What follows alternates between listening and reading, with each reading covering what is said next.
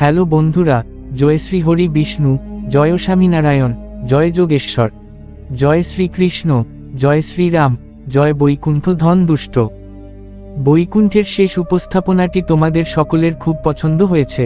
তোমার অনুরোধে আমার আরও ভালো লেগেছে। আমরা বৈকুণ্ঠের এই অন্য দিকটি উপলব্ধ করছি। এটা ঘটছে এই উপস্থাপনায় আমরা বৈকুণ্ঠ সম্পর্কে কথা বলবো। আমরা অনেকবার বিস্তারিত তথ্যের জন্য অনুরোধ করব। এখানে বৈকুণ্ঠ আসছেন যিনি এক লাথিতে মুক্তি দেন।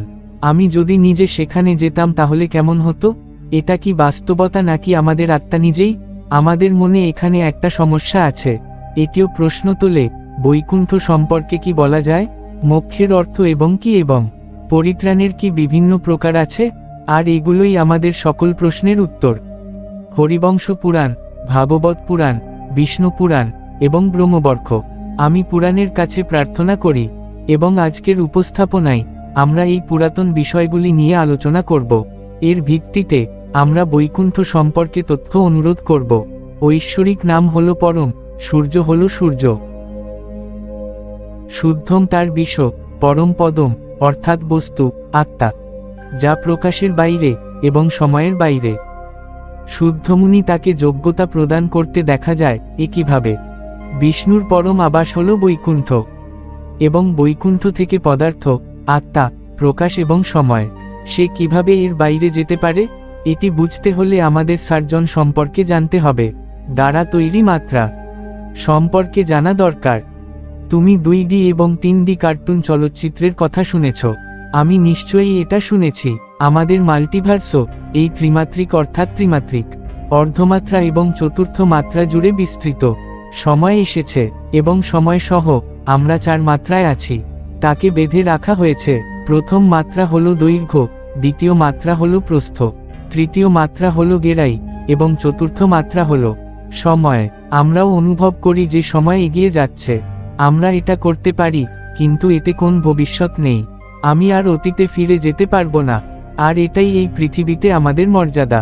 আমাদের বেদে উল্লেখিত মাত্রাগুলি হলো, হ্যাঁ, এই বেদে অজমাত্রা এই ছোচবি মাত্রাকে ভূজ্য হিসেবে বিবেচনা করা হয়েছে। হিন্দু শাস্ত্র অনুসারে ভূলোক, ভূবরলোক এবং স্বর্গলোক। আমাদের চতুর্মাত্রিক সৃষ্টি আমার দ্বারা বাস করে। পাজাবে মাত্রাকে রুক্ষ মাত্রা বলা হয়। ব্রহ্মা এই মাত্রায় বাস করেন। এখানে সময় ভুল।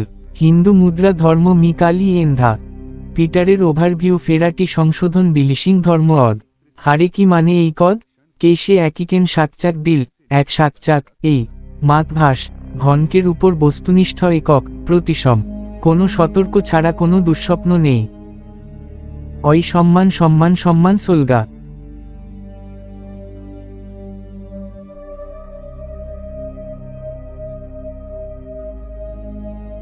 ইভাটা হবে 12,000 বছরের একটি মহাদেশ। পরপর 12,000 টাকা। এক ইন মু তার ইমেজ মাহায় কা এক মনান্তর বিবাদ এক মনন্তর কেন কালসি কাল রস্য উকার বধ হাত হ্রামার আরও একদিন। শিব ব্রহ্মার দিনে বেঁচে থাকুন। মহাবিষ্ণু এবং শিবের সমতুল্য একজন দজতারি। কল্পনাও করা কঠিন।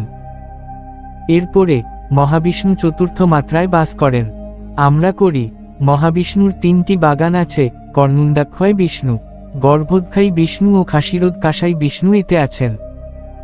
করানুন্দক্ষী মানে মহাবিষ্ণু, যিনি তত্ত্ববাদী সৃষ্টি করেন, যেখান থেকে এই 5টি মাত্রা তৈরি হয়। এটাকে বলা হয় মাহাত, এবং যার পেটে সমগ্র বিশ্বব্রহ্মাণ্ড আছে। ভোদকসায় ব্রহ্মার পুত্র বিষ্ণুর একমাত্র সন্তান। আমি সেই ব্যক্তি যিনি প্রতিটি মহাবিশ্বে প্রবেশ করেন। এটি করে তারা তাদের জীবন দেয় যাদের।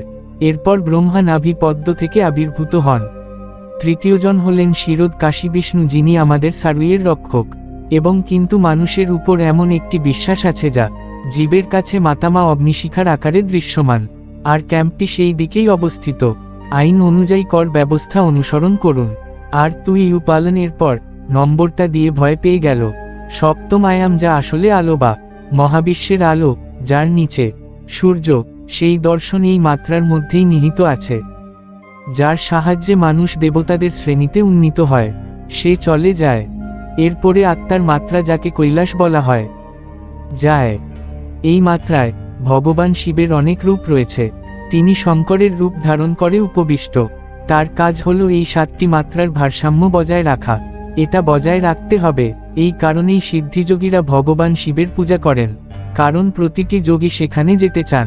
তারপর নতুন মাত্রা আসে, যা পুরাণে বলা হয়, একে বৈকুণ্ঠ বলা হয়। নারায়ণ এই মাত্রায় বাস করেন, যিনি প্রতিটি মাত্রাকে গতিশীল বলে মনে করা হয়। পরিত্রাণের জন্য প্রার্থনা করার অর্থ হল মাত্রায় সামাজিকীকরণ। প্রতিটি মাত্রাই এই মাত্রা দিয়ে গঠিত, সকল মাত্রা তৈরি করে। প্রতিটি আত্মা শূন্যে মুক্তির জন্য প্রার্থনা করে, এই মাত্রায় ডুবে যাওয়া সে যায়। এরপরে আসে দশম মাত্রার সংখ্যা, যাকে অসীম বলা হয়। আসুন আমরা আপনাকে বলি যে অনন্তকাল থেকে মাহাত, আর মাহাত থেকে আসে অন্ধকার, অন্ধকার থেকেই আকাশ, আকাশ থেকে বাতাস, বাতাস থেকে আগুন, আগুন, জল থেকে তুমি।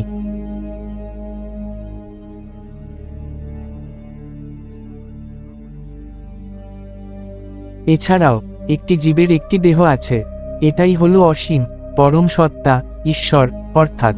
কিন্তু মাত্মত ঈশ্বর অথবা ব্রহ্মা আছেন। এই ব্রহ্মা থেকেই সমগ্র বিশ্বব্রহ্মাণ্ডের উৎপত্তি হয়। এই মাত্রার মালিক হলেন ভগবান শিব। ভগবান শিবের 10টি মাত্রা ভিতরে।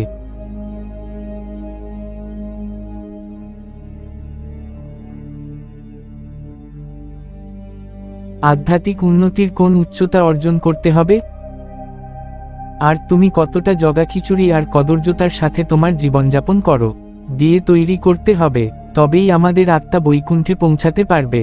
আর যখন আমরা ভালো জীবনযাপন করার সিদ্ধান্ত নিই, এরপর তুমি বৈকুণ্ঠে যাওয়ার যোগ্য হয়ে উঠবে। হয় তারপর আমাদের মৃত্যুর পর ভবন বিষ্ণুর দূতরা আমাদের আত্মা কেড়ে নেবে। বৈকুণ্ঠে যাওয়ার পথে বিরজা নামে এক মেয়ে নদী আসে, কিন্তু এই বিরজা নদী আসলে কি? তাহলে আসুন আমরা আপনাকে বলি যে এই বিরজা নদী হলো নতুন মাত্রার বাইরের আবরণ, আর শুধুমাত্র এই আবরণ ভেদ করেই তুমি নতুন মাত্রায় প্রবেশ করতে পারো। বৈকুণ্ঠের বাইরে প্রবাহিত নদী আচ্ছাদনের, বস্তুগত এবং আধ্যাত্মিক জগৎকে বিভক্ত করে। এতে আমোদিত হওয়ার পর আত্মা ক্ষুধার্ত হয়, ব্যথা, রাগ এবং আরও অনেক নেতিবাচক আকাঙ্ক্ষার কারণে মুক্ত করা হবে, এবং তারপর আত্মা এগিয়ে যায় এবং ঈশ্বর বিষ্ণুর শূন্যস্থানে পৌঁছায়। তো বন্ধুরা, আমাদের এই তথ্যটি তোমাদের পছন্দ হয়েছে হলো, এবং আপনি আরও তথ্য জানতে পারবেন।